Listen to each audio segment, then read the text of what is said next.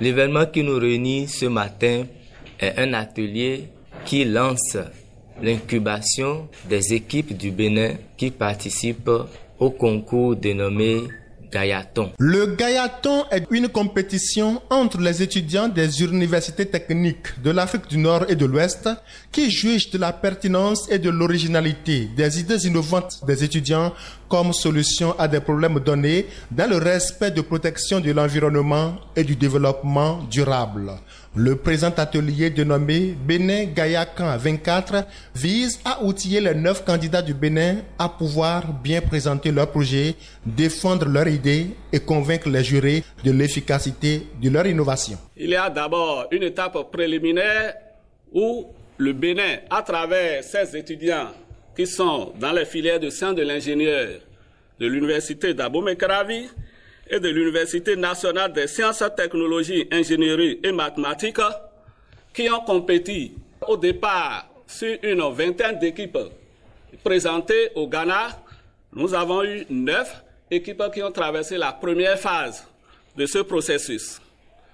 La deuxième phase, qui est ce Gayacan, qui est placé sous l'autorité de la directrice de l'Institut national supérieur de technologie industrielle de l'OCOSA, est déjà pour nous une activité réussie parce que ceci est également une source de motivation pour nos étudiants et nos étudiantes surtout de croire en ce que quand on est déterminé, on peut traverser toutes les étapes de la science et représenter son pays à divers niveaux. Mieux qu'une simple représentation du Bénin dans une haute sphère scientifique, cette compétition permet aux concurrents de s'abreuver à des sources de savoir qui leur permettront d'être mieux inspirés pour la concrétisation de leur innovation. Gaia, c'est un accélérateur incubateur qui vise le développement des compétences des jeunes universitaires en Afrique dans le but de développer des solutions innovantes dans le domaine de l'observation de la Terre et de l'Internet des objets. Cette compétition s'inscrit dans l'optique de promotion de l'innovation des étudiants comme les autorités de l'enseignement supérieur scientifique s'attellent à le faire depuis un moment au Bénin. Ce concours vient à point nommé au Bénin, où les universités ont aussi en charge de promouvoir l'innovation. Chers concouristes, c'est une occasion pour moi de commencer par vous féliciter pour être sélectionné parmi les plusieurs projets internationaux. Je tiens à vous encourager à continuer avec cette ardeur pour nous faire sortir le meilleur projet de tous les pays concouristes. Fruit de la coopération du Bénin avec le programme de surveillance mondiale pour la sécurité environnementale, cette première édition de Gayaton enregistre la participation de 2 universités béninoises. L'activité est organisée par la fondation Edenway qui est basée au Ghana et pour cette première édition de Gayaton, 8 pays de l'Afrique du Nord et de l'Afrique de l'Ouest sont concernés.